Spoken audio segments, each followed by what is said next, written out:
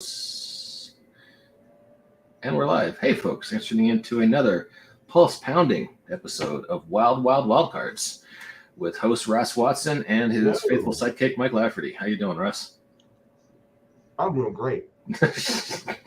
Ross is eating chicken over there, folks. So while he's doing that, I will play our cheesy musical intro. One second.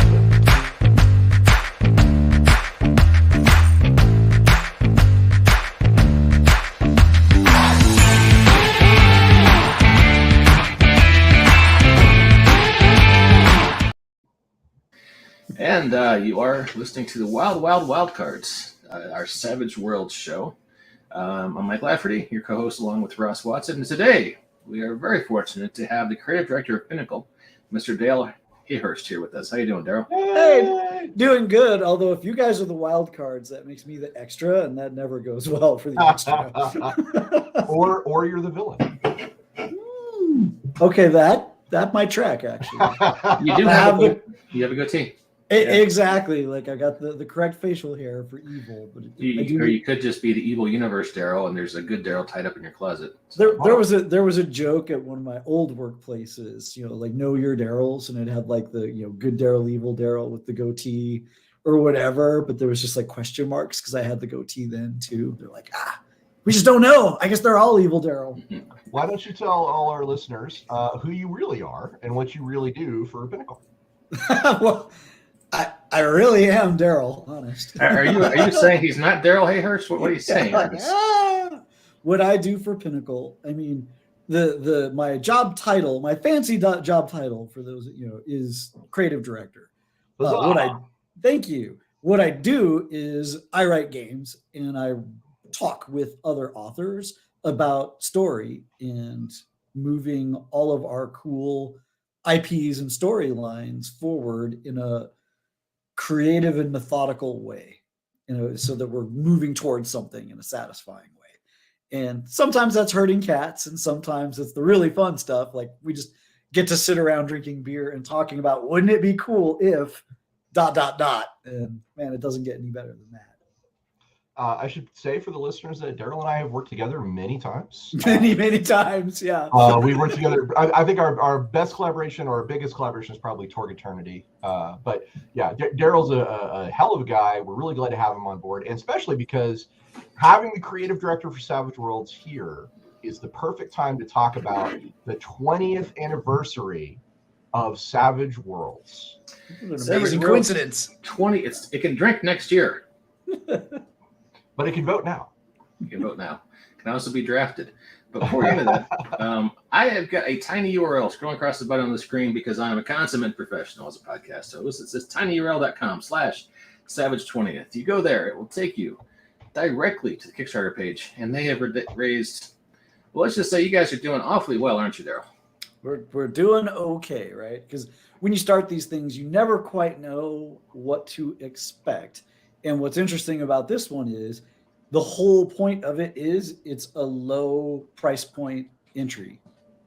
So that like the number that we're stoked about is the 1,000 backers, within the first week. That's good, right? Like we can, we've got time to find even more. So, but yeah, because the entry point is $20.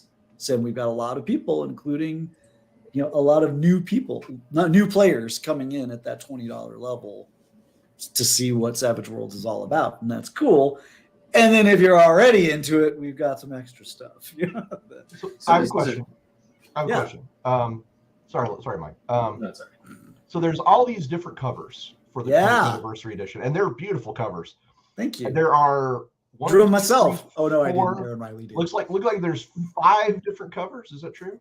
It is. There's 5 different for the player's guide, and really, so part of this, like the story is, we were thinking like, all right, what can we do to make the player's book cool, and then like the 20th anniversary cool, and we all love comic books, and Milestone Comics sometimes ship with multiple covers for people that are like that, and so we're like, could we do that? Like, is that like, would we bankrupt ourselves if we tried? And we ran the numbers and we're like, no, we can do this. And so for the anniversary, we've got this splash of cool players books that we do all at once. And these are the ones that we're going to print, and then when they're gone, they're gone. The official player's guide that'll come out after these are gone will have a 6th cover, and that will be just like the suede cover it's the cover is the cover is the cover for, you know, in perpetuity. That will be true on the player's guide as well. But for now, you've got your option to pick one of the cool, you know, new ones. Now I have the follow-up question is these covers are all very nice.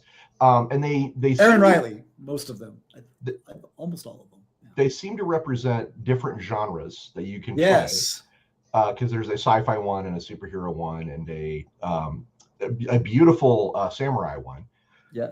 Question is are these just meant to be different genres, or are these actually representing different settings? Because that samurai one looks a lot like Iron Dynasty to me. So they are meant to represent genres. You know, like Savage Worlds has got 4 tokens like on the front, right? Right. You've got your science fiction ray gun, you've got your pulp blimp, you've got your fantasy sword, and your horror skull, right? Mm-hmm. So these are kind of meant to spread across those a little bit. But yeah, they are not specific settings, but they are very specific genres and feels, and they're genres that we might be seeing more of in the future. Oh, far away. Oh, I think we've just heard an interesting little point of interest there. That could be a point of interest, yes. But I will disavow any knowledge of it in the future. Can we call that an exclusive? Exclusive? So, wow, that's cool. Bear, the Gen X GM, has chimed into the comments saying, "Howdy, howdy, my friend from the Great White North. Good to see you." So, I'm going to share. There's a pop-up that has a closer view of the covers. I'm going to share that here real fast. So we can't call this an exclusive, but you haven't said it anywhere else, and you said it here first, right? Yeah. So we're special, is what you're saying? You guys are special, absolutely. Good. Now, as a longtime Savage Worlds fan, my first thought when I saw the 20th anniversary set was, I already have Suede. Why do I need this? But then I saw, okay, well, these covers are really nice, and that's cool because I am a collector, a comics collector as well as a book collector. And I was like, hey, I could, different covers. That's really cool. In fact, one of them is almost right out of Kanawa with the samurai. She's got the pipe. Is that a pipe? It's like a cyberpunk. No. So because remember the whole gag is these are all Red, playing her characters. Yeah. And Red likes katanas. So it's a katana. It's a cyberpunk. It's a Shadowrun basically cover, which I love. It is, and everyone's joking like why does Red always have a katana? And it's like, look at the pictures throughout the book. Like practically any setting wherever she is, Red has a katana because Red likes katanas. Like the player, but I want playing her. I want to go a little further. I want to say, okay, so as a 20th, a fan of the 20th anniversary edition. Okay, I think our listeners would want to know, like, why get this edition if you already own Suede? What's the value here, the draw? It is, and so and we were of two minds going into this, right? Because the players' guides are for new players, right? They're that entry point, and we're like, well, but what are we doing for people that are already in? One is, hey, you're probably, if you're like us, and this is why we've got the tier with the 5 books. It's like, hey, look, you're just going to get the books and give them to your players so they've got a dang book and you don't have to keep loaning them yours. Like, I know I would do that. I know I did do that for Explorer Edition, so it's like, okay, we're going to have that available, and then you get to pick your cover, right? And then the new printing of the book is 5th printing, which means anything that's come up updates-wise since that very first printing, 5 years ago now, is going to be corrected in that book. And we wanted to hold the line of, hey, look, you've already bought Savage Worlds. Like, it's okay. You don't need to buy more, especially if your wallet needs a break after backing our other amazing projects that we've had come out this year. But if you do want it, hey, here's the cool stuff. These are essentially exclusives. The 20th anniversary book, it's the new printing. It'll be the new hotness, and it should be for quite some time. There may be enhancements to that we unlock. That's sure. That's the thing I was going to talk about next, because there is a list of pledge levels. Sorry, not pledge, stretch goals. There's stretch goals, and I am excited to see if there's some stuff coming down the pipe that I would, as a guy who already owns Suede, I'd be like, ooh, I want that, and that's why I'll get this thing. Yeah. Like, so most of the current goals. So, and honestly, even if you're an existing player, what you really want is the player's box. Right. Even if you're a GM, it's the coolest dang thing in the world. And it's so funny because I was a hard sell on it at first. I'm like, a box? Who are we kidding, right? But it's got a magnetic flap.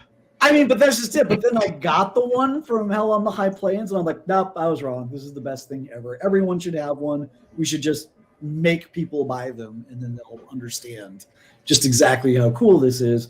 And our kind of first 100K worth of stretch goals have been around enhancing that box and the things that go in it, and, like the advanced cards and edges and things like that we hope people will use and enjoy. Like, all of these are based on how we play. Like, right. So if you are a guy who uses Warrior's Gift, you're going to want the combat edge cards, because then you can easily and quickly see which edge you want to grab. Yeah. You won't be slowing down combat to a crawl anymore. Hint.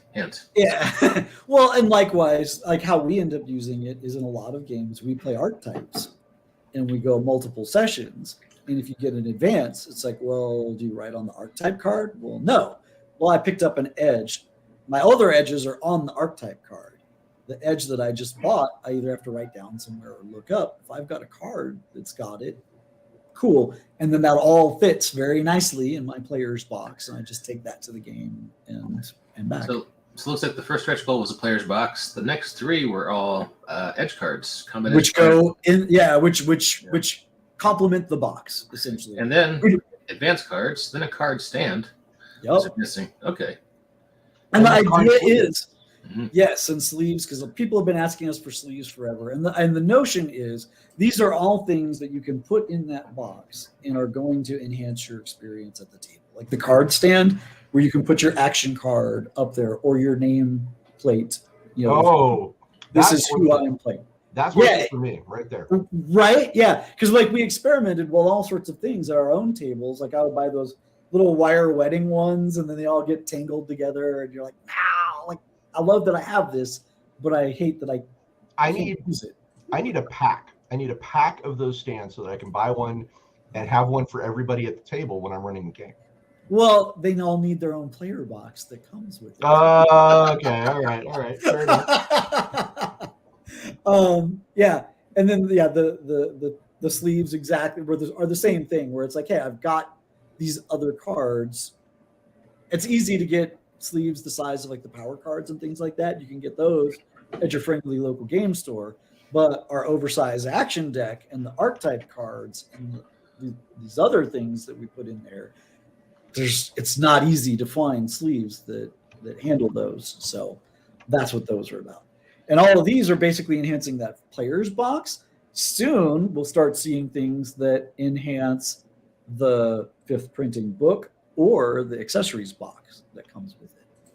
Okay, one more question. I know that Pinnacle has set up its own crowdfunding through Game Changer. Why go to Kickstarter for this? So, like, there's a lot of decisions that go on to that. And we are actually considering using more platforms than just Kickstarter or our own, right?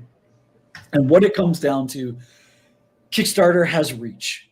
People look at Kickstarter, and so and we try to be very choosy because, as you know, you can only run so many projects on Kickstarter. So you got to be choosy on which ones that you do. And we try to save. If it's Deadlands, we're very likely to do it on Kickstarter because Deadlands has a large audience. It's got bigger reach. And then we draw people in, and it's very exciting on the front. Other projects like Necessary Evil, we love it, but we're going to run it on our own site because we're going to try and reach those people any way that we can. But at the same token, you're kind of into Necessary Evil or you're not. So we'll just do it there and give people that opportunity that way, and save Kickstarter for something really broad like a player's book that we can draw new people in. So that's the thinking. Good answer. Good answer. So we are almost to 100K after 5 days. Still lots of time left in the Kickstarter. So this is great. Yes. So we've got a couple unmet Kickstarter goals or stretch goals, but I suspect you'll be knocking those out, say, in the next 48 to 72 hours. There's a lot of stretch goals to come. Okay. We've, All right. we've got like nearly a month of time left to go, and we have something. We're expecting like Kickstarter. For those that follow it, usually have like a huge first day and then a second day, and then it just kind of dies. Yeah. For like all the middle period, and then maybe if you're lucky, you get a spike at the end. Mm-hmm. We've got some things, between advertising and other methods that we're hoping to keep a fairly steady income of people over here. So we're not going to see like crazy spikes like the first day, but it should be pretty smooth and consistent, and we should see a lot more stretch goals as we go. So Awesome. Expect excitement. Anything you can tease right now, or you want to keep that under covers until? I do kind of want to keep it undercover because some of it's variable, right? Like it depends. Like, when we hit certain things and when certain other things happen. Like, if you show the 100K stretch goal, like I don't even know what we said about that, and if you show it, Give me 1 second, sir. either add detail or go, oh nope, we didn't say anything about that. The voting begins at 100K. We'll unlock the edge cards for Deadlands, plus an accompanying digital file with a blank archetype card, so you can make your own at home. We'll also open the vote to choose the next setting to get edge cards in a stretch goal. Yeah, right. So the whole idea is like, all right, at 100K, you're getting stuff, but we're also going to be voting on particular settings to get just more free edge cards in that box, and that's going to also unlock other things to do with that setting. So it's like Deadlands, we're like, hey, that's the most popular setting. We're not even going to set everything up against that, right?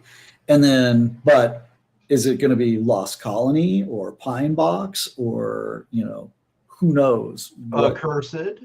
Accursed.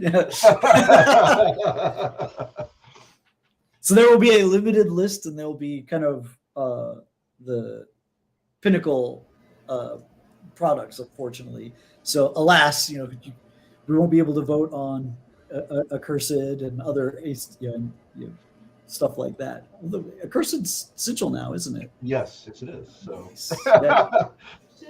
So it's almost it's almost a medical product. Yeah, and I mean, getting closer every day, right? Right, absolutely. Because we love Accursed. Can't wait for more of it. The bottom line is it's going to be really exciting to see what's up and available, because I have, my favorite settings, which is not actually the one I wrote. I have favorite settings for Savage Worlds, and I'm excited to see what is available, because Last Parsec is really, really cool, and Rippers is really, really cool, and ETU is really, really cool. So it is, but like, for example, we wouldn't have a Last Parsec on there because Last Parsec's not swayed. That's a good point. A good point. So yeah, and that's why it's tricky. It's like there will be settings that people are very Weird Wars on there, also not swayed. Oh yeah, that's right. Gosh, okay. Wait, we're getting to them slowly but surely. I didn't realize Weird Wars wasn't swayed. I thought that was converted already. So okay, that's a bummer. So we've got conversion sheets for all of these settings. Well, yeah. And that, like, and we, as we all know, like the thing about Savage Worlds is, like, yes, it's a different edition. Like, it's deluxe. Deluxe or Explorers instead of Suede. But at the same token, it plays just fine. Like, you just use the new versions of the edges and ignore charisma, and it works. Like, you don't really need to change that much, but there's just enough different that we don't want to push people into a setting that they then have to do a little bit of work converting. So we'll just take a little time. Very cool. So, Mike, Yes. I know you're a Savage Worlds guy. What's the biggest thing you're excited about with this 20th anniversary edition? I am a shallow, superficial man, so I'm way into the variant covers. And I just wish you guys would do a foil or possibly a hologram. So embossed. We talked about hologram, and we ran the numbers, and we're just like, oh, yeah, no, hologram's not going to happen. Now, more. We're still working on making foil work. Okay. if you see it, it'll be a stretch goal, and it'll be like a pretty high number to make that work. But there are other things that we can do with the book that will spiffify it, and we'll start seeing those. All right, listen, just don't fall into the 90s comics hole and have somebody clone Dr. Hellstrom. Only you don't know which one's the clone, and then it's like this big deal with all these alternate covers. Have you been reading my plot précis? Come on. Lots of pouches. So many pouches. And big guns. Joe O says, can you throw up a Kickstarter link? And I threw one in the comments, but also, because I'm a pro, if you look at the little banner scrolling across the bottom of the screen, tinyurl.com/savage20th will also take you right to the Kickstarter. So Nice. check it out. Yeah, 25 days left. Lots of time to jump on that bandwagon, Joe. So sweet. So this looks like fun. Congratulations on your guys' success so far. This is really, as a publisher, I have a setting called The After. Okay, yeah. I've seen it. Yeah. That's me. It's great. Actually, it's John Gibbons, but I helped the public. It's really nice to see Savage Worlds, this alive and vibrant, even after all these years. So that's good stuff. We're trying. Yeah. But that's just it. But as you've seen, there's what we do, but there's also all of these aces, which we try to support through savageuniverse.com. And we're learning how to do that better. Like JM, I think, is doing a fantastic job of kind of getting that band together, and we're making it more and more of an orchestra, and big things from all of us, hopefully.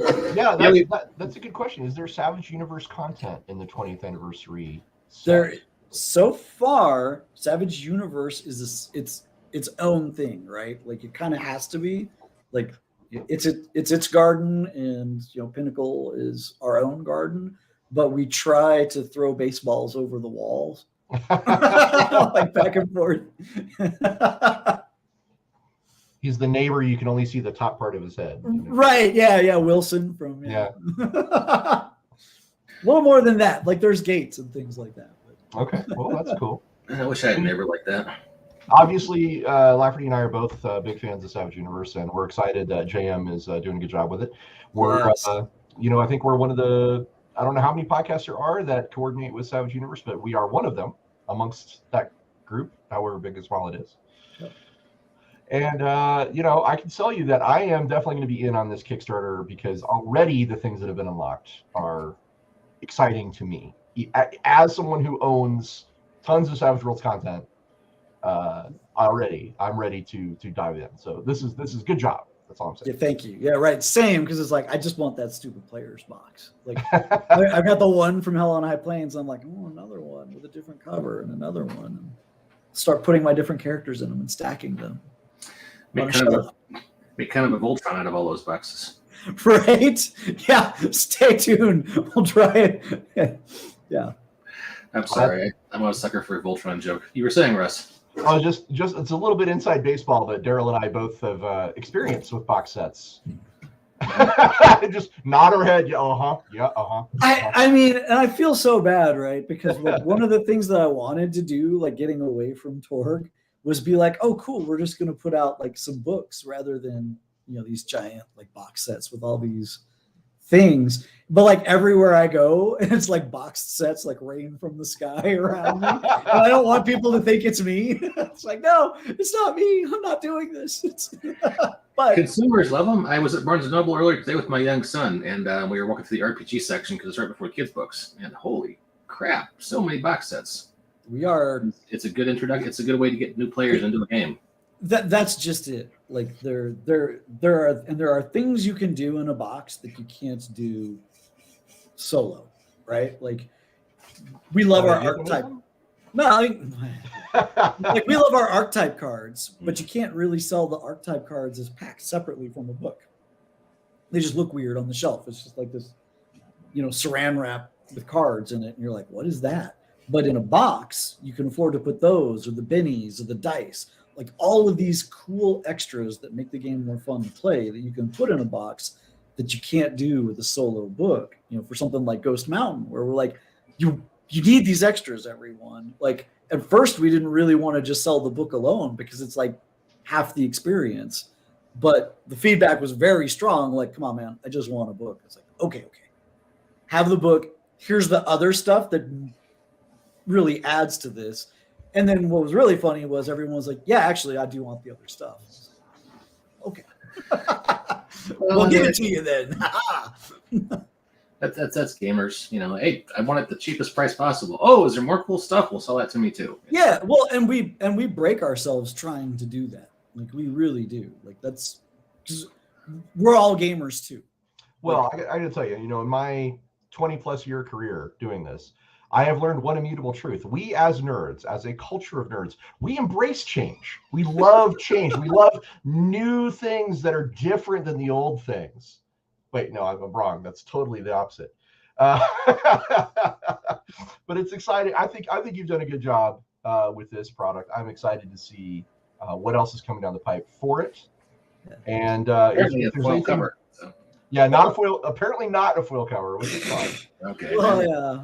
I was just trying to plant that seed, man. No, like it's something we discussed, right? Because we were looking like what are ways that we can make this book really cool. Have you asked Shane about putting his blood into the ink? Who says it's not already there? Like the Kiss comic book? Make your occult roll, everyone. Yeah, wow. You've already bought it. You're all accessories to this crime. But speaking of change, right? Like that was the other like complex thing around this is the updates. Right? Because we track like anytime we have to change a rule, we've got a free update sheet for the PDF. We update the PDF and we put it online. And there's a lot of concern that goes in anytime we change a rule. It has to be like, okay, this has to be so much better than what we printed. Not that what we printed before is broken, as we also try to stress. People that don't like tracking errata, okay, cool. Play it as it is in your book. Like you're good. Like it's fine. But if you are keeping track, the question always becomes when we're out of fourth printing, which we are essentially. So one of the reasons to add fifth printing to this was like, well, we got to print them anyway. Let's let people get them and do something special with it while we do it. When you hit that new printing, the question becomes, do we print the same book that we did before, or do we update to include anything that we've caught, that we've changed, updated, whatever? And you're kind of damned if you do, damned if you don't, because you don't want to leave anyone out. But at the same token, it's a chance to get errata in there. Yeah, it is. My GM got a little upset when I pulled out the Hungarian translation of an errata that actually supported the rules argument I was making. No, I'm joking. We get those comments all the time. I'm just like, I'm so sorry. So pro tip, GMs, if someone's like, I really wanted to work this way, say, give me a Benny, and it works that way for this scene. So just so I'm clear, this version available on Kickstarter, it does have the errata? It does. It is the most errated. It is. Yeah, well, and we call them updates rather than errata because in a lot of cases, it's not even that it was a mistake. It's just that we've changed it. We've found a better way. It is the most perfect, most state-of-the-art version. It is. It's the cutting edge. And the idea is we never want to do another edition. Like if you've ever heard Shane talk about it, that's his whole thing. We never want to do another edition. So we're not saving these up for something. It's like, well, okay. Like we never included, like, for example, like this is one of the things in there is when we did the Pathfinder for Savage Worlds, there were enough things that came up where we needed to add language around a limited free action. And it is something that has existed in the rules and is referenced obliquely all over the place, but we never called it a name and said, here are the rules around it. So for Pathfinder for Savage Worlds, we kind of needed to do that. And then we said, well, okay, we've got it defined over here. We should define it in the main book because this is a thing that's going to come up for people. So it's there. Does it change anything for your game? Not really. Like, running still works the same way. Activating power, if you've got mystic powers, works the same way. But if you need to know for a ruling or whatever, now it's in the book. Like, here's what it means. stuff like that. Awesome. Cool. Well, I think we've covered this subject pretty well. Do we have any closing thoughts, Darrell? Man, if you've never played Savage Worlds before, this is the way to get in. That $20 is a very low entry barrier. And Ross might be on the same page with me of this. I write games, right? Like I write games other than Savage Worlds. Savage Worlds is still the game that I will run for my home games and all that. And anytime I'm writing something new, I have to ask myself, would this just work better if I just use Savage World, have more fun or whatever? And not all of the time do I answer yes, but a lot of the time I do. And that's like how good it is and how easy it is to get into. This is a great time. Like if you're going to try it, this is a good way. It's also, I think, worth pointing out that Savage Worlds, any game system that's been around 20 years that has these many people that are fans and has these many has been so well supported, that's a hell of a thing. That's an accomplishment and an achievement in and of itself. So huzzah, here's to 20 more years. Yeah. Indeed. Right. Pinnacle will not send Pinkertons to your house if you do something don't like with their books. They promise. Well, so. Or if we do, we'll do it with intent, right? Like you'll know it. They'll send the Texas Rangers and stuff. Right? Yeah. Like we won't be messing around. It's like, oh no. We'll make sure they cosplay in steampunk before they show up at your doorstep. What's the old saying? One rule book, one ranger. Yeah. All right, folks. Well, hey, thanks for tuning in to Wildcards. We'll be back in a couple of weeks with more Savage Worlds fun. Darrell, pleasure talking to you, sir. Thanks for coming out. Guys. Thanks for having me on. And we'll catch you next time on Wildcards.